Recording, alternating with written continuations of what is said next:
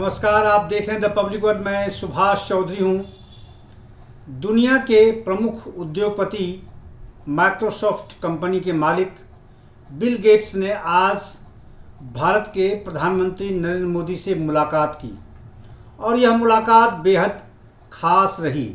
खास इस मायने में कि लगभग 1 घंटे तक दोनों ही प्रमुख हस्तियों ने आपस में बातचीत की और यह बातचीत सवाल जवाब के रूप में हुई है।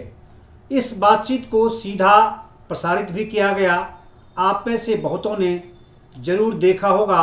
अगर नहीं देखा होगा तो आप द पब्लिक वर्ल्ड को ज़रूर सब्सक्राइब करें और यहाँ आप उस खास विशेष बातचीत, दुनिया के 2 प्रमुख हस्तियों के बीच में हुई इस बातचीत को ज़रूर गंभीरता से सुने।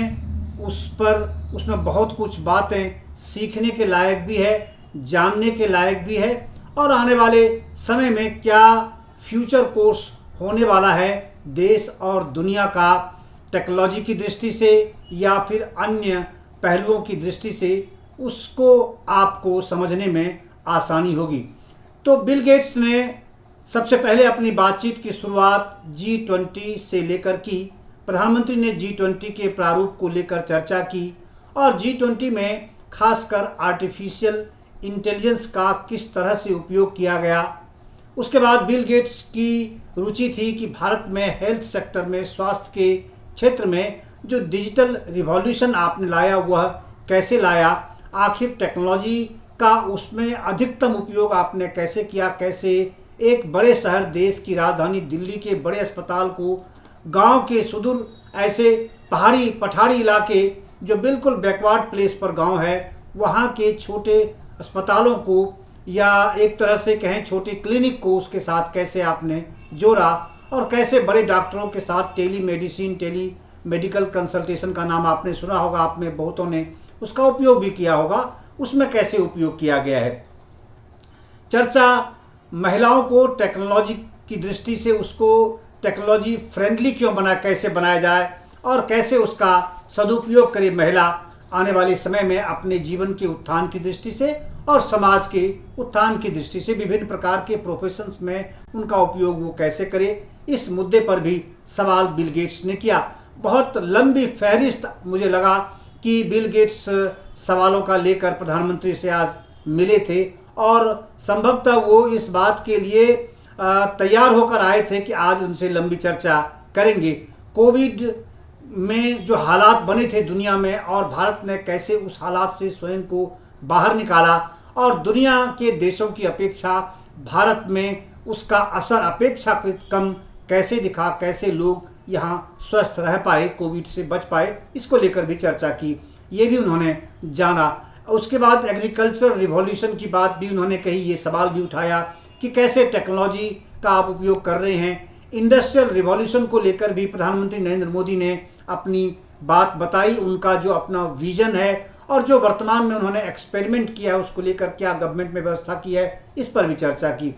डिजिटल पेमेंट, जाहिर है पूरी दुनिया का कौतूहल है कि भारत के जो डिजिटल पेमेंट का मोड है, सिस्टम है जो डेवलप किया गया है, इसको लेकर दुनिया पूरी तरह से हतप्रभ है और बहुत तेज गति से इसे अपनाने के लिए तैयार है। कई बड़े देशों के साथ भारत का एग्रीमेंट इस मामले पर हुआ है, कोलैबोरेशन हुआ है और इसका उपयोग किया जा रहा है।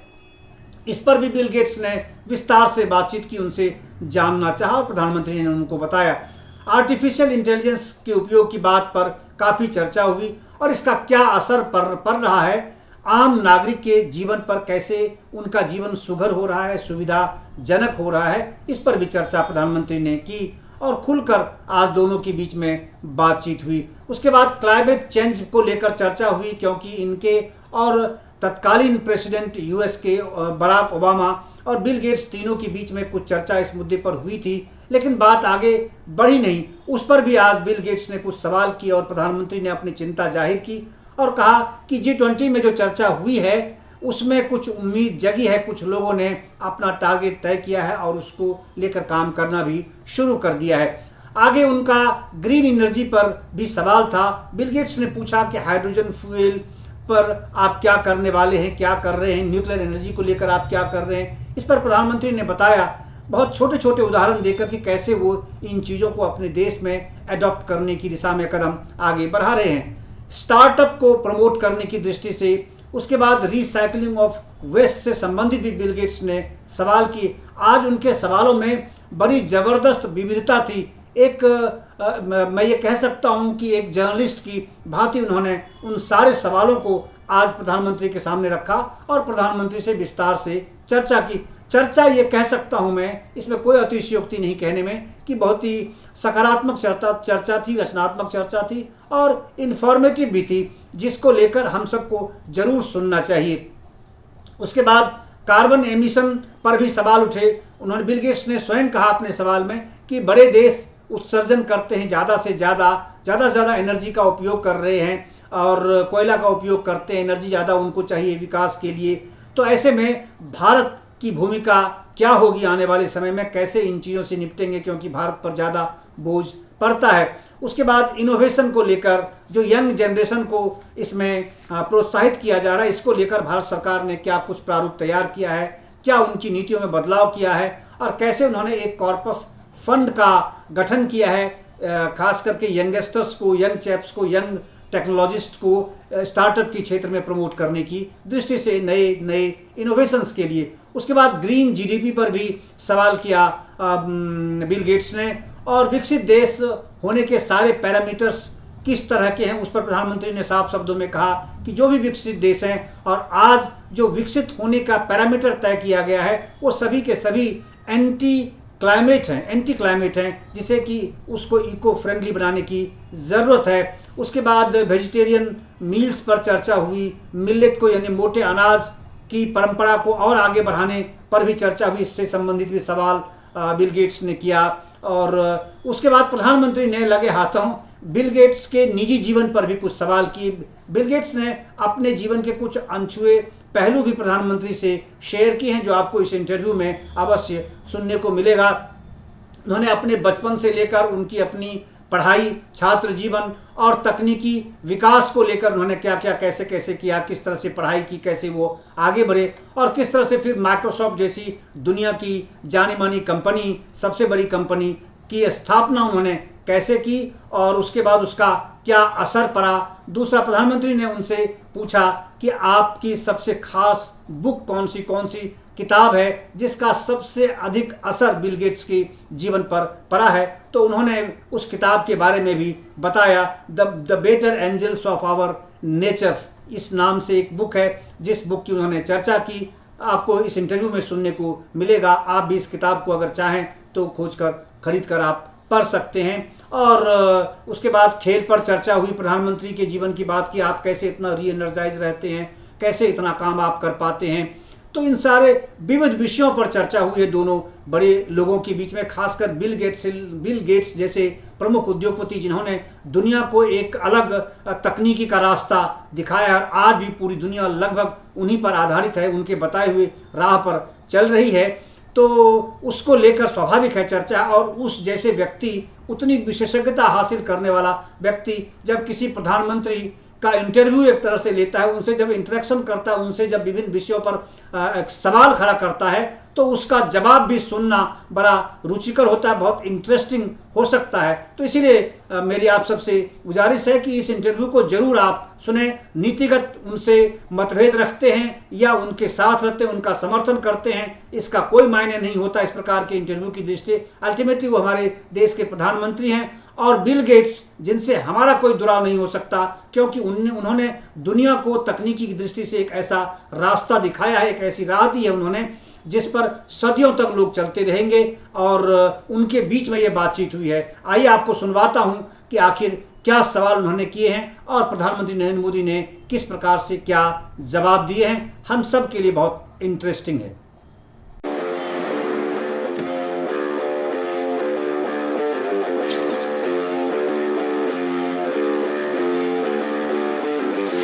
Peacocks. There are peacocks on this one. Nice.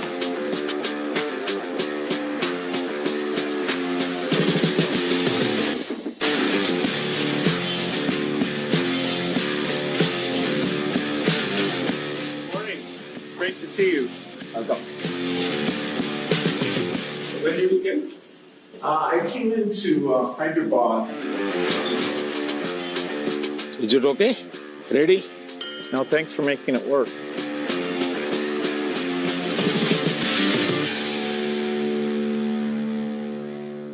Bill, आपका स्वागत है और मुझे खुशी हुई। वैसे इस बार हमारे मिलने में शायद बहुत बड़ा गैप हो गया। G20 की पहले हमारी काफ़ी बातें हुई थी और आपने देखा होगा कि G20 एक प्रकार से काफ़ी दाएं बाएं चल रहा था। अब पूरी तरह उसका जिस हेतु से G20 का जन्म हुआ उस पर हम एक मेन स्ट्रीम में ले पाए हैं और शायद आप भी अनुभव करते होंगे। Well, the G20 is way more inclusive, and so it was fantastic to see that India, in hosting it, really raised things like digital innovation and how this South-South collaboration can be far more than just the dialogue with the North. It can actually be a system that improves health. And, you know, our foundation is so excited about the positive results that you've achieved here in India that we'll be a partner in trying to take that into many other countries.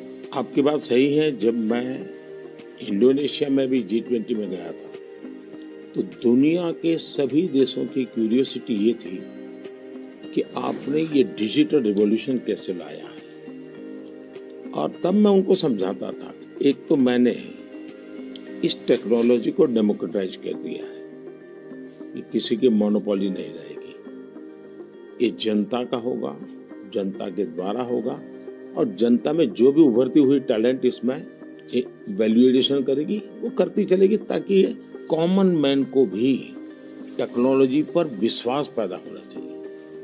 जैसे 10 doctor होते हैं, सब MBBS होते हैं, लेकिन एक doctor के पास ज्यादा लोग जाते हैं क्योंकि उसका भरोसा बन गया है। In areas like digital government, India is not only adapting technology, but it's actually leading the way. What are some of the things you're excited about? Health, agriculture and education. मैंने जो आरोग्य मंदिर बना है, 2 लाख आरोग्य मंदिर, आयुष्मान आरोग्य मंदिर विलेजेस में, ये जो मेरे हेल्थ सेंटर है उनको मैं डायरेक्टली मॉडर्न टेक्नोलॉजी से बेस्ट हॉस्पिटल के साथ उनको जोड़ देता हूँ। पहले शुरू में उनको लगता था कि डॉक्टर तो है नहीं, मुझे देखे बिना कैसे बताता है, लेकिन बाद में उनको समझ आया कि टेक्नोलॉजिकल इंस्ट्रूमेंट और सैकड़ों किलोमीटर दूर बैठा हुआ डॉक्टर भी उनको सही डायग्नोसिस कर रहा है, सही एडवाइस कर रहा है। तो लोगों का कॉन्फिडेंस बढ़ रहा है। जितना बड़ी हॉस्पिटल में होता है उतना ही छोटे आरोग्य मंदिर में हो रहा है। तो ये डिजिटल प्लेटफॉर्म की कमाल है। और दूसरी पर एजुकेशन, मैं बच्चों को बेस्ट एजुकेशन पहुंचाना चाहता हूँ।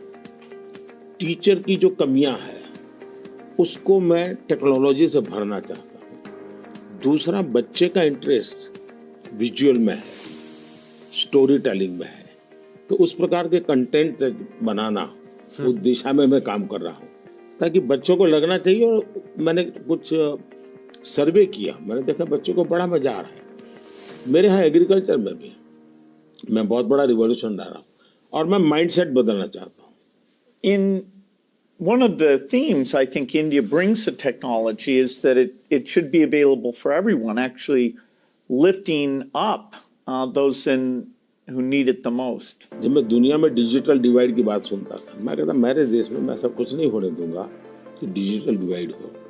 और डिजिटल पब्लिक इंफ्रास्ट्रक्चर ये अपने आप में बहुत बड़ी रिक्वायरमेंट है।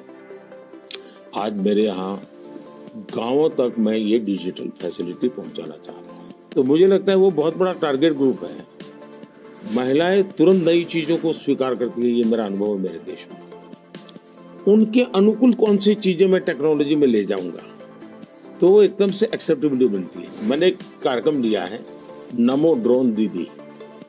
इसके पीछे मेरे 2 लक्ष्य हैं। एक तो मैं भारत के गांवों में 3 करोड़ महिलाओं को लखपति दीदी बनाना चाहूँ, और वो भी एक गरीब परिवार से।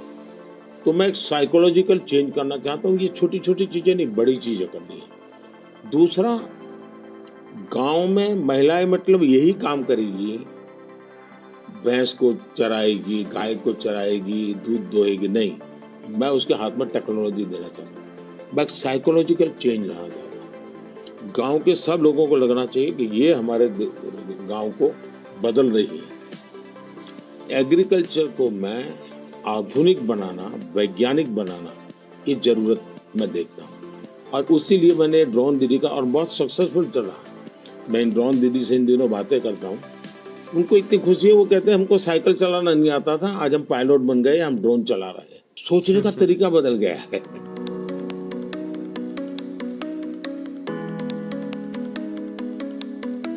मैंने अफ्रीकन कंट्रीज के बहुत से लोगों से बात की।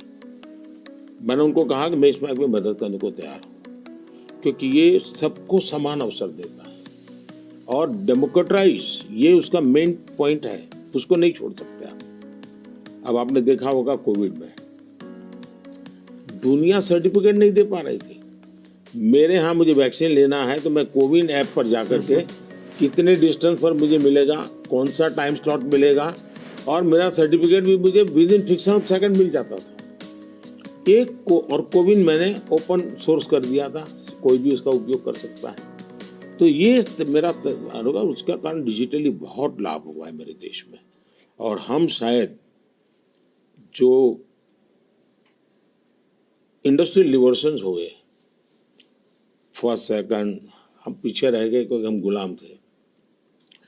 ये चौथा जो इंडस्ट्रियल रिवॉल्यूशन है जिसमें डिजिटल एलिमेंट सबसे बड़ा है, और भारत इसमें बहुत कुछ प्राप्त कर लेगा, ऐसा मेरा विश्वास है।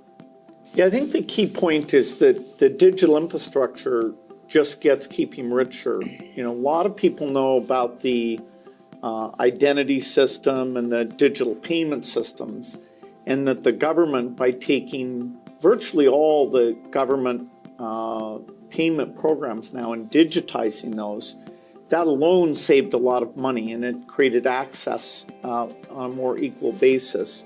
But now as you're moving into the different areas, advice for farmers, registering their land, tutoring for kids, and the health records, connecting all of those. That's kind of a second phase. And we're just at the beginning now of the third phase, where these advances in artificial intelligence will come on top of that and make the value even better. आपने सही कहा, AI का महत्व बहुत है।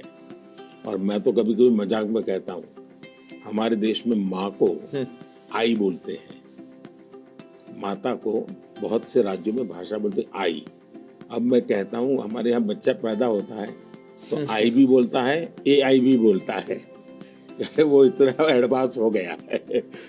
अब देखिए मैं कैसे उपयोग करता हूँ, मैं आपको बताऊँ, जिसको देखकर आपको भी खुशी होगी कि कॉमन मैन कैसे AI का उपयोग कर सकता है। जैसे मैंने G20 में AI का बहुत उपयोग किया। मेरे पूरे G20 का परिसर था, उसमें पूरा का पूरा AI का उपयोग करके सारे इंटरप्रिटेशन की व्यवस्था मैंने AI से की।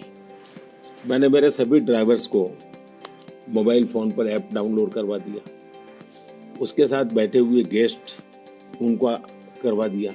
मान लीजिए वो फ्रेंच भाषा जानते हैं तो ड्राइवर के पास ऐप में फ्रेंच की व्यवस्था थी, वो ड्राइवर के साथ फ्रेंच में बोलते थे, ड्राइवर अपनी लैंग्वेज में सुनता था, ड्राइवर अपनी लैंग्वेज में जवाब देता था। यानी ड्राइवर के साथ कम्युनिकेशन किसी भी लैंग्वेज में वो कर सकते थे। मैंने अभी एक प्रयोग किया, मैं काशी तमिल संगम में कार्यक्रम करता हूँ, तो काशी में तमिलनाडु के लोग आए हुए थे, तमिल भाषा मैं बोल नहीं सकता हूँ, तो मैंने AI का उपयोग किया। मैं हिंदी में बोला और सबने मेरा भाषण तमिल में सुना AI के द्वारा। उसी I'm using my NaMo app, और मैं AI का बड़ा उपयोग करता हूँ और मेरे लिए पूरे देश में बहुत काम आता है। ये मेरा फोटो बूथ है। अब आप सेल्फी ले लीजिए इस पर, take the selfie. Okay. Yes. Wow. So you can see. Wow.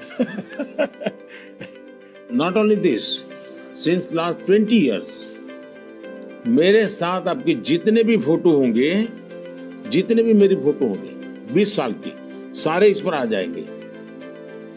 कभी और किसी पब्लिक फंक्शन में मान लीजिए आपका एक 1/10 पार्ट दिख रहा है, तो वो फोटो में भी अगर मैं दिखता हूँ और आपका 1/10 भी दिखता है, वो भी उसको वो रिकॉग्नाइज करके ले आता है।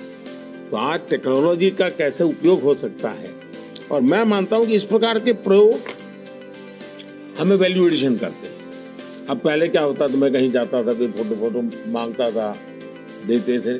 आज मैं कहता हूँ भाई तुम AI पर जाओ, मेरे नमो ऐप पर जाओ, फोटो बूथ में जाओ, खुद की सेल्फी ले लो, आपके साथ मेरा जितना भी फोटो होगा कि कोने में आप खड़े होंगे तो भी मिल जाएगा। तो हमने थोड़ा रोजमर्रा की जिंदगी में लोगों की मदद करने के लिए उपयोग करना चाहिए। तो मेरी कोशिश होती है कि पहले उसको कंफर्ट लेवल देना, उसको लगना चाहिए हाँ यार ये तो मेरे काम का है। जब काम में होता है तो फिर उसको इनोवेशन करता है, वो नई चीजें जोड़ देता है। I'd love to hear your view on how India sees AI. अगर हम AI को एक मैजिक के टूल के रूप में उपयोग करेंगे तो शायद बहुत बड़ा अन्याय हो जाएगा। या AI का उपयोग अपने आलसीपन को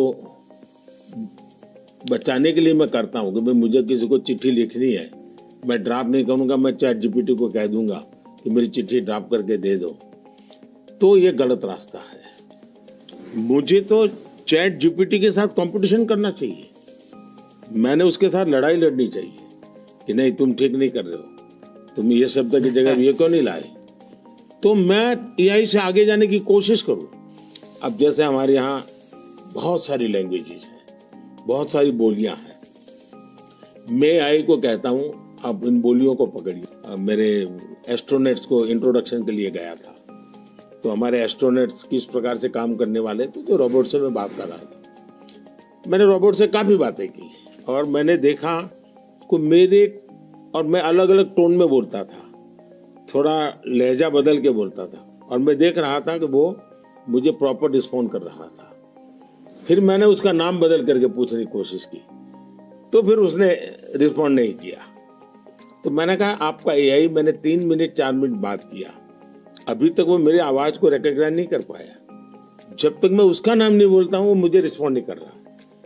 मैं वो चाहता हूँ कि मेरे आवाज को सेंस करे, और भले ही मैं उसका नाम न बोलूं लेकिन वो मेरे से बात करे। तो उन्होंने कहा ठीक है, विल डू दिस। तो मैं हर बार नई चैलेंज देता रहता हूँ। Yeah, it's early days in AI, and I think everyone who uses it, in the same day you're surprised at how good it is, and you're also surprised at how bad it is. It'll do things you think are hard, and then it'll fail to do some things you think are easy. I started my trip here in Hyderabad, which was a nice occasion because Microsoft is celebrating 25 years in the country, and that's been such a fantastic experience. So I was definitely challenging the team there. Hey, we have to make the accuracy better. And for now, it's like a co-pilot. It helps suggest things, but the final decision about medicine or the letter you want to write, the final decision, we still have to review that, even though it may make us a bit more creative and a bit more productive. It seems like AI is a huge opportunity, but there's some challenges that come with that. How do you think India will approach that? देखिए, AI ने जो challenges खड़ी की है वो मैंने देखा है कि इतनी अच्छी चीज अगर प्रॉपर्ली ट्रेन किया बिना किसी के हाथ में दे दी जाए तो वो मिसयूज होने की संभावना ज्यादा है। अब मैंने AI से जुड़े सारे ब्रेन से उनसे भी बात की। मैंने कहा शुरू में हमने कोई भी AI जनरेटेड चीज है तो उस पर आना चाहिए वाटरमार्क कि ये AI जनरेटेड है, ताकि कोई मिसगाइड ना हो। और ये बुरी चीज नहीं है, सिंपली इट्स AI जनरेटेड, तो मैं उसका वैल्यू समझ लूंगा। डीप फेक भारत जैसे डेमोक्रेटिक कंट्रीज में और इतनी विशाल कंट्री में कोई एक डीप फेक में कुछ भी चीज डाल दे, जैसे मेरे ही वॉइस में कुछ ऐसी गंदी चीज डाल दे, तो शुरू में तो लोग मान जाएंगे, तो बहुत बड़ी आग लग जाएगी। तो ये जरूरी है कि डीप फेक AI जनरेटेड और ये सोर्स है, ये आज शुरू के दिनों में, आगे चल करके क्या होगा जरूरत नहीं पड़ेगी शायद, लेकिन ये हमने कुछ डूज एंड डोंट्स उस पर सीरियसली सोचना पड़ेगा। उसी प्रकार से मैं AI से पहले काम वो लूं जिसकी मेरी महारत हो। मेरी महारत हो और मैं थक गया हूं, सो जाऊं, वो कर लेगा, तो वो ठीक नहीं है। जैसे हम कह देते हैं कि भाई तुम 5 बजे उसको फोन लगा देना, तो AI कर देगा। या मैं कह दूंगा कि मेरा वो गाना मुझे सुना दो, तो वो कर देगा। तो मुझे पता होना चाहिए ना कि भाई मुझे इस समय किस गाने को सुनने की जरूरत है, मेरे लिए क्या रिक्वायरमेंट है। अगर मैं ये ना करता, मेरे से टूल का ही उपयोग करने के लिए खेल खेलता रहूं, तो शायद मैं वैल्यूएशन नहीं कर पाऊंगा, टाइम पास कर लूंगा। In the AI world, data is so important, and yet, people have concerns, privacy concerns. How do we strike the balance there? Data एक बहुत बड़ा इश्यू बना हुआ है, हमने उसकी सिक्योरिटी भी देखनी चाहिए। भारत में कानूनी व्यवस्था तो की है, लेकिन लोगों को भी अवेयर करना पड़ेगा। अब जैसे मैंने आज हमारे देश में यूनिवर्सिटीज वगैरह सारे सर्टिफिकेट क्लाउड में रखवा देता हूँ, ताकि खर्चा भी बचता है और जो भी रिक्वायरमेंट मिल जाती है। मेरे यहाँ कंप्लायंसेस की ज़रूरत होती थी, मेरे सारे कंप्लायंसेस की कोई ज़रूरत नहीं है। आप अपना डेटा एक क्लाउड पर डाल दीजिए, मुझे आपका आइडेंटिटी दीजिए, मुझे जो ज़रूरत है मैं उसमें से ले लूँगा। तो मैं नागरिकों का ईज ऑफ लिविंग के लिए टेक्नोलॉजी का बहुत उपयोग कर रहा हूँ। दिनों सर्विसेज के लिए पहले करता था, अब मैं ईज ऑफ लिविंग के लिए कर रहा हूँ। Yeah, data is definitely, it's going to be very exciting that we'll be able to preserve privacy and still learn a lot from the data. Like which crop should you plant? If we get all the data from the farmers without their names, so we don't invade their privacy, but giving better farmer advice, or seeing here in India, the top 10% of teachers are so good, and saying, okay, what are they doing, and how do we spread that to the other people? Or even if there's some new nutrition approach, sometimes it works and sometimes not. And so because you have the medical record, the ability to kind of track and say, okay, this is working very well, or this isn't, we can be a lot smarter without threatening individual privacy. मैं इसको दो तरह, एक हमें common man को भी quality data के लिए ट्रेन करना पड़ेगा। हमारे डेटा में क्वालिटी होनी चाहिए, क्लैरिटी होनी चाहिए। दूसरा, डेटा ओनर को मालूम होना चाहिए कि जो मेरे से डेटा मांग रहा है वो किस काम के लिए मांग रहा है। अगर वो उसके साथ एग्रीमेंट करके उसमें से कमाई करना चाहता है तो उसको अलाउ करना चाहिए कि और पहला, उसको प्रायोरिटी रिसर्च के लिए होनी चाहिए। रिसर्च के डेटा की वैल्यू ज़्यादा ना हो, ताकि वरना रिसर्च बहुत महंगा हो जाएगा। और रिसर्च करने वाले इंस्टीट्यूट ने भी उसको एश्योरेंस देना चाहिए कि तेरे डेटा का मैं जो उपयोग कर रहा हूँ वो इसी काम के लिए होगा, ये ग्लोबल गुड के लिए है, कॉमन मैन के गुड के लिए है। तो मैं मानता हूँ दुनिया में कोई भी व्यक्ति इनकार नहीं करेगा। I think it's interesting that some of these digital systems create efficiency by getting rid of the middleman, and that's super beneficial. मैं तो कभी-कभी कहता हूँ कि मैं ऐसी सरकार चलाना चाहता हूँ, एज फार एज मध्यम वर्गीय जो वर्ग है उसकी जिंदगी से सरकार बाहर निकल जाए, उसकी जिंदगी में सरकार की कोई जरूरत ही ना हो। जो गरीब है जिसको सरकार की जरूरत है वहां सरकार भरपूर हो, लेकिन जिसको कोई जरूरत नहीं, बिना कारण सरकार जाकर के उसको कोई ये लाओ वो लाओ, ये करो वो करो करते रहती है, तो वो बंद हो जाएगा। और इसलिए मेरी कोशिश यही है कि हमारा प्रयास यही रहेगा कि हम इसको करें। In 2015, one of the great things we did together was you came to Paris for that mission innovation. That was fantastic. Yes. Climate के संबंध में हम दोनों के विचार एक ही प्रकार के हैं और आपने बहुत सक्रियता से भूमिका भी अदा की। तो उस समय ओबामा, आप, मैं और फ्रांस के प्रेसिडेंट हम मिले थे और तब हम लोगों ने डिटेल में चर्चा की थी हम इसको वे फॉरवर्ड कैसे ले जाएं। लेकिन दुर्भाग्य से वो बात ज़्यादा आगे चली नहीं। लेकिन G20 के बाद क्लाइमेट को लेकर एक वातावरण बना है कि भाई सब लोग अपनी अपनी जिम्मेवारी अदा करेंगे। तो जो हमने बीज बोए थे और जिसमें आपकी भी बहुत बड़ी भूमिका थी, वो अब कुछ वटवृक्ष के रूप में सामने आएगा, ऐसा मुझे लग रहा है। मैं समझता हूँ क्लाइमेट एक ऐसा विषय है, जरा खुले में जाकर के हम लोग बात करते हैं।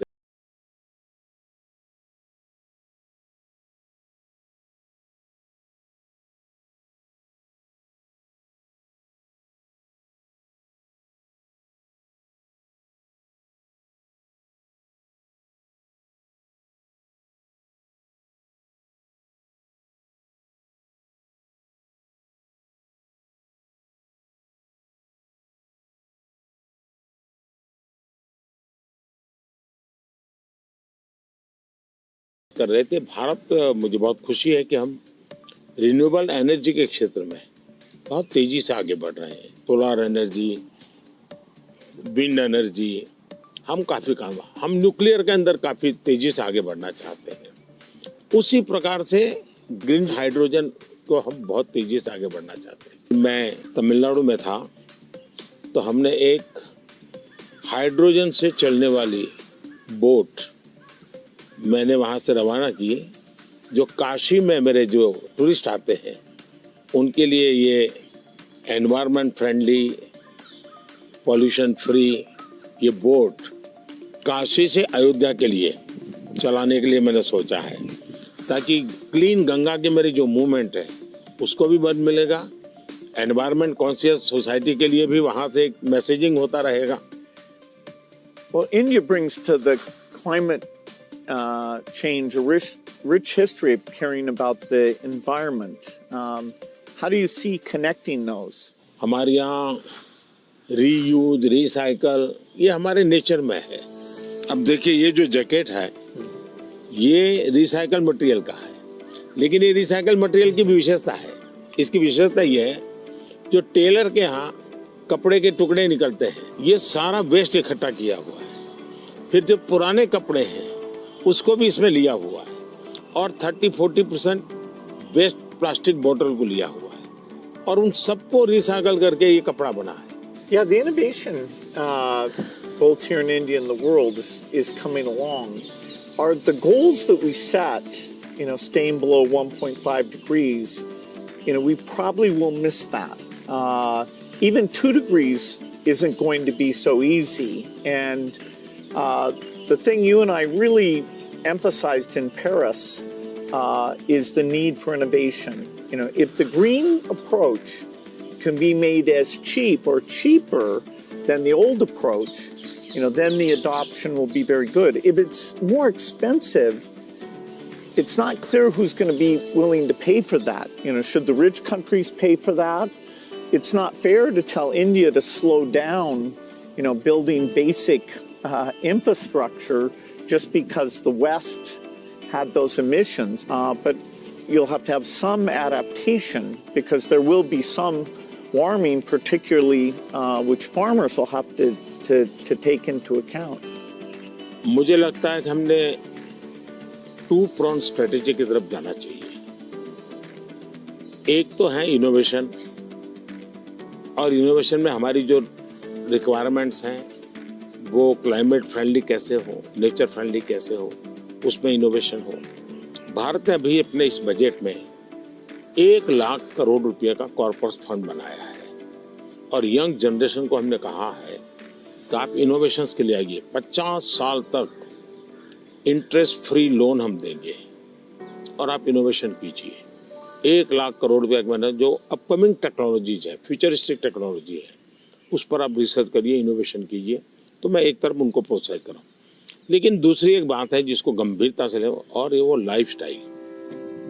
और इसलिए मैंने मिशन लाइफ शुरू किया है, और मैं जब लाइफ कहता हूँ तब लाइफस्टाइल फॉर एनवायरनमेंट, क्योंकि हमारी रोजमर्रा की जिंदगी में अगर हम क्लाइमेट फ्रेंडली लाइफस्टाइल स्वीकार नहीं करते, प्रो नेचर हम जीवन नहीं जीते हैं, तो हम बाहरी कितने ही प्रयास क्यों न करें, हम नए नए इनोवेशन करेंगे, नई नई चीजें जोड़ते जाएंगे।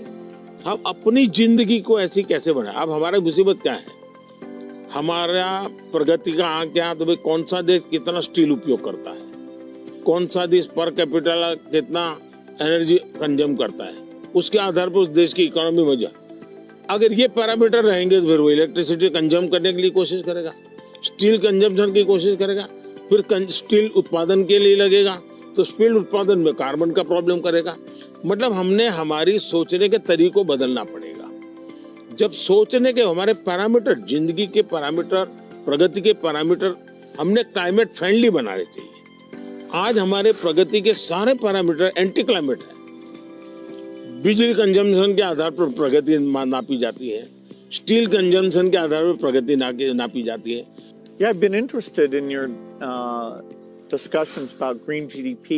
Update me on your thinking. मैं तो कहता हूँ दुनिया को ग्रीन जीडीपी के कंसेप्ट को डेवलप करना चाहिए कि भाई तुम्हारी टोटल जीडीपी में ग्रीन जीडीपी कितनी है, टोटल रोजगार में ग्रीन रोजगार कितने हैं। हम एक नया आखिर टर्मिनोलॉजी बदलनी चाहिए दुनिया की।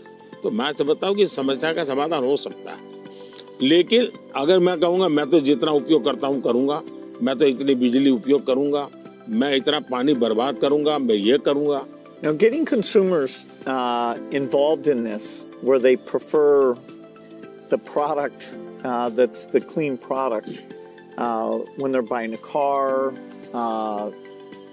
when they're buying any product, and changing their food consumption. You know, even if they don't go all the way to be a vegetarian, they can eat less beef and more chicken, or less chicken and more fish.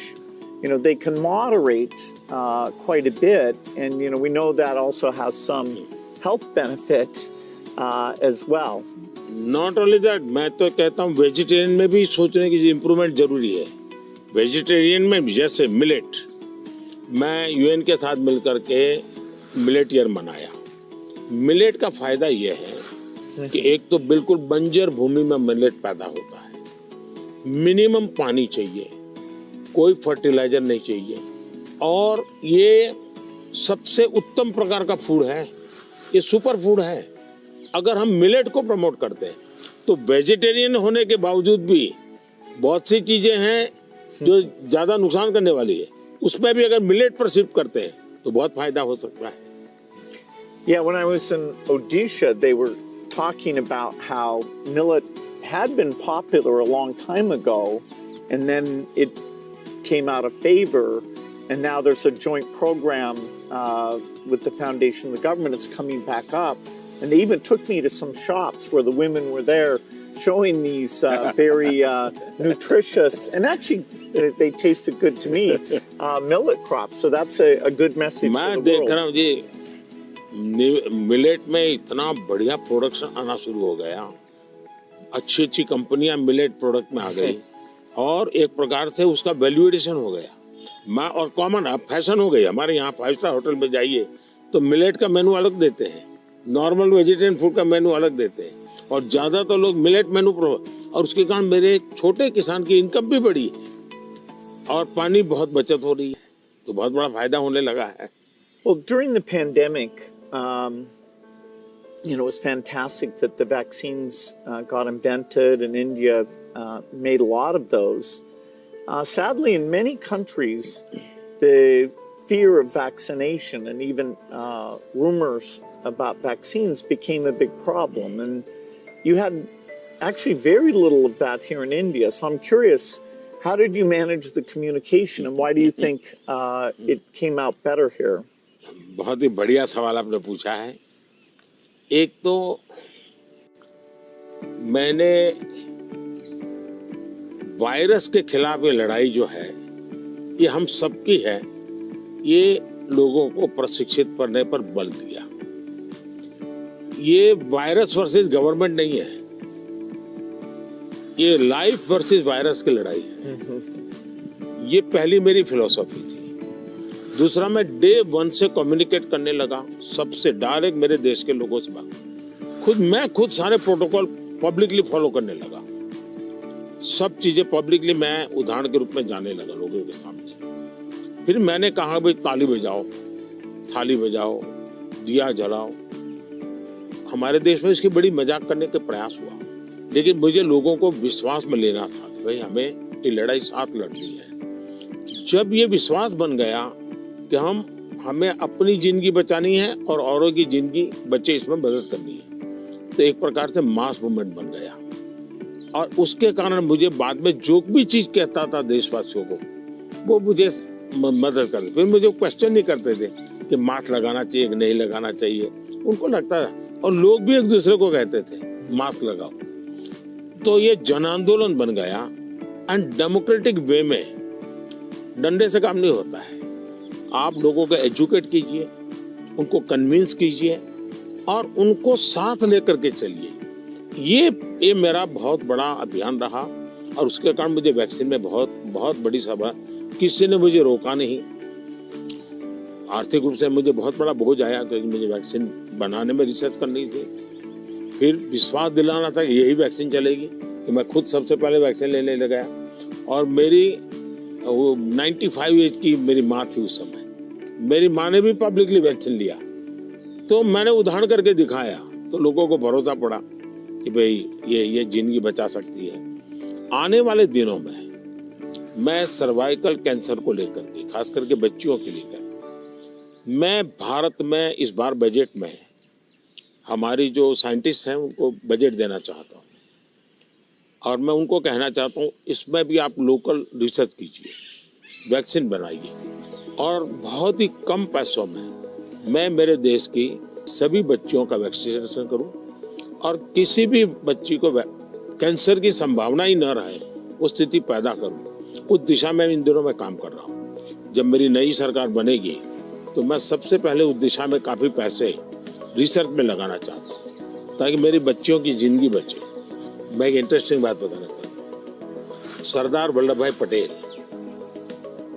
1930 के आसपास Ahmedabad municipal corporation, उस समय नगर पालिका होती थी, उसके mayor थे और उस समय एक एपिडेमिक की स्थिति पैदा हुई, वैक्सीनेशन करवाना था।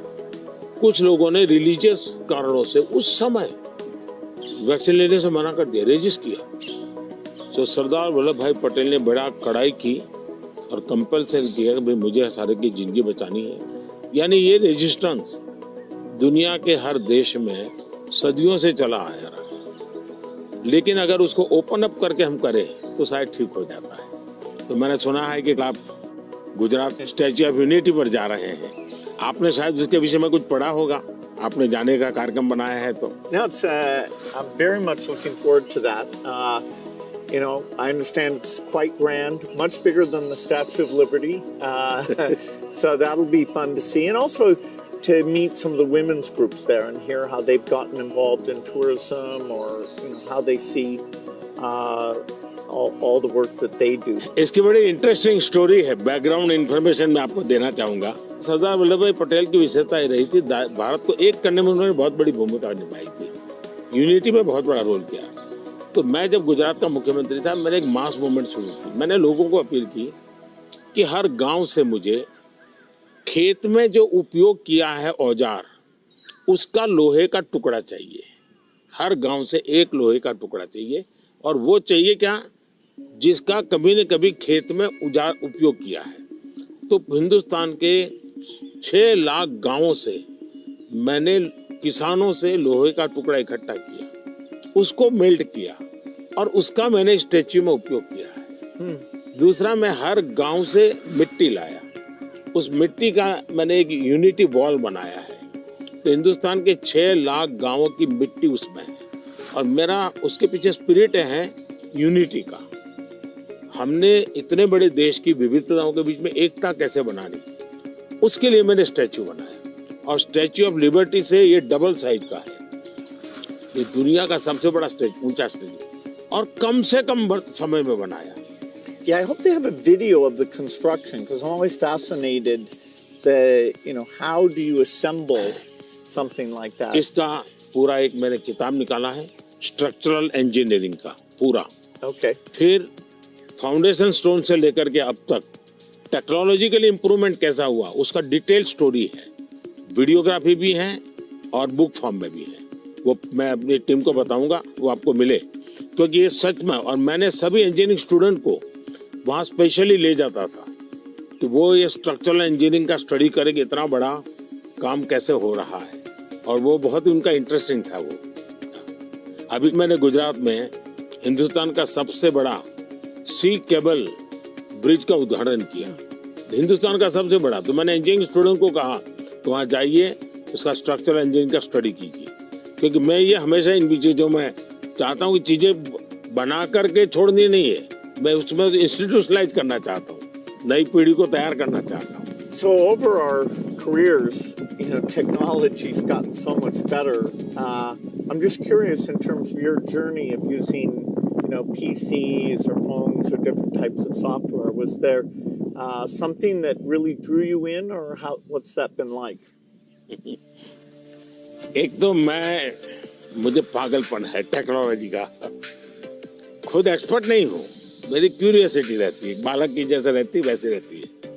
मुझे बहुत याद है, बहुत पहले मेरे पास एक गैजेट था, हाथ में रखने वाली छोटी सी डायरी थी, अच्छी थी लेकिन थोड़ा वेट था। मैं बहुत साल पहले यूएसए गया था, तो जब यूएसए गया तो मैं बड़े मॉल में जाता था, लेकिन मैं टेक्नोलॉजी वाली दुकान पे जल्दी जाता था। तो मैंने उनको कहा भाई ये इसका लेटेस्ट वर्जन कोई है क्या, तो वो देखता रह गया ये क्या है। बोले अभी तो हमारे देश में ये आया नहीं है, तो ये भी तो अभी आया नहीं, तो अगला वर्जन कहाँ से आएगा। तो मैं इतना एडवांस चीज़ों को ढूंढता रहता था, देखता रहता था, लेकिन मैं टेक्नोलॉजी का गुलाम नहीं हुआ, मैं किसी से बंधा नहीं हूँ। मैं पानी के प्रवाह की तरह नई चीज़ों को खोजता रहता हूँ, ढूंढता रहता हूँ, और कहीं पर मुझे सुनता हूँ तो मैं ले आता हूँ। और शायद मुझे जल्दी से करने का भी शौक है, उसको मैं जल्दी से जल्दी कैसे लाऊं, जल्दी कैसे करूं। जैसे एआई दुनिया के चर्चा करने लगी तो मैं एआई के पीछे मैं क्या कर सकता हूं। दूसरा, मेरा ध्यान किसी चीज को देखता हूं, उसका मल्टीपल यूटिलिटी क्या होती है, तो मेरी सब फैकल्टी उस पर काम करना शुरू कर देती है। मैं कोई चीज देखता हूँ तुरंत नहीं ये नहीं, ऐसा करो ऐसा करो ऐसा करो। तो ये शायद मेरा गॉड गिफ्टेड मेरा नेचर है। जो मैं समझता हूँ हमारे जो दर्शक हैं उनको शायद कुछ ऐसी चीजें हैं सुनना बहुत अच्छा लगेगा। आपकी जिंदगी के विषय में जो सुना है कि भाई गैरेज में आपने जिंदगी की शुरुआत की और वहां से यहाँ पहुंचे, उस जन्म में सबसे संतोषजनक पल कौन सा आया होगा? I'm so lucky. I was born at a time when the chip miracle happened. I got a very good education. I have kind of an optimistic view, so dropping out of school to take risk didn't seem that dangerous to me.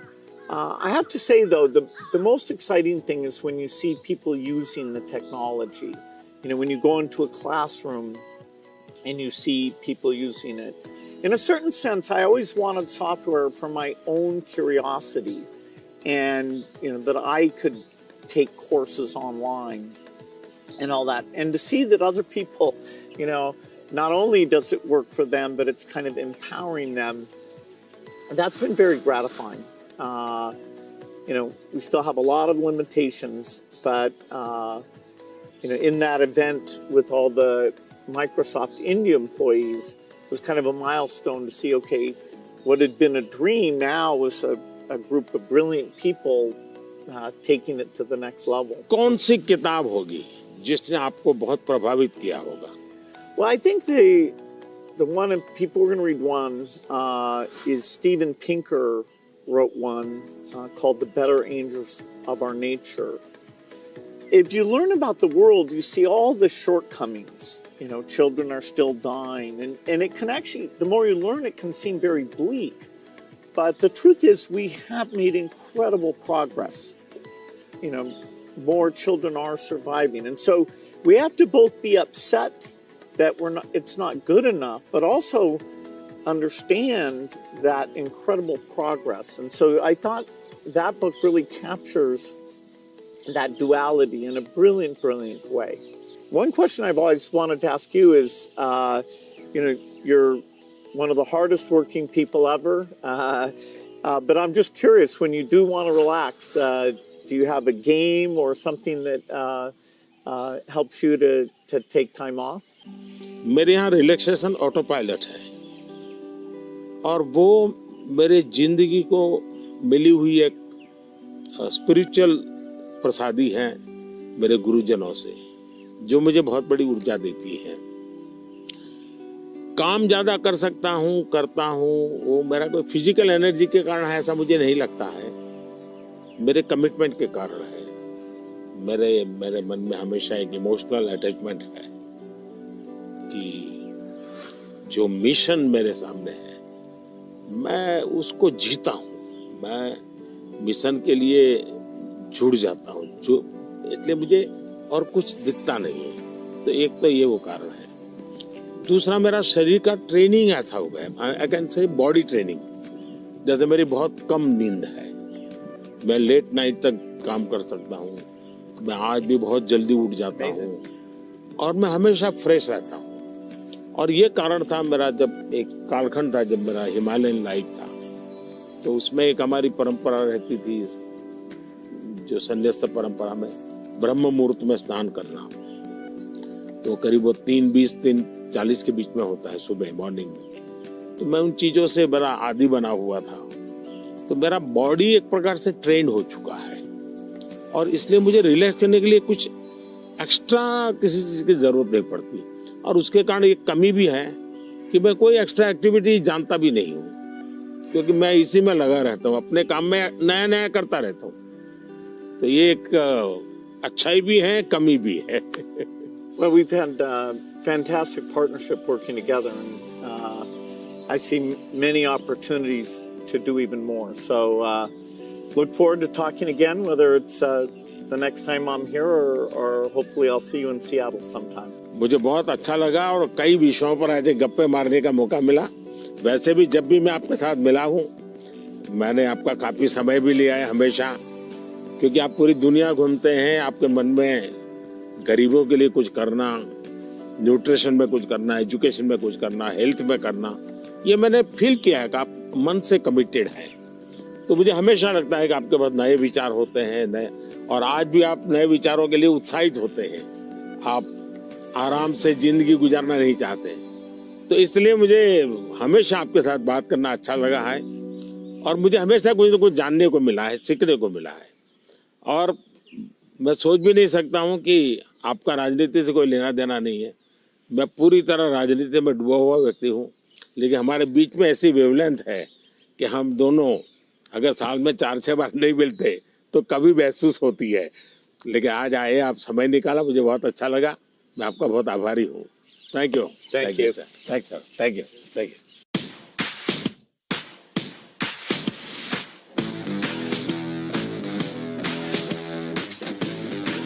These are some nutrition books. Finally, we're making progress on nutrition. Yes. Thank you.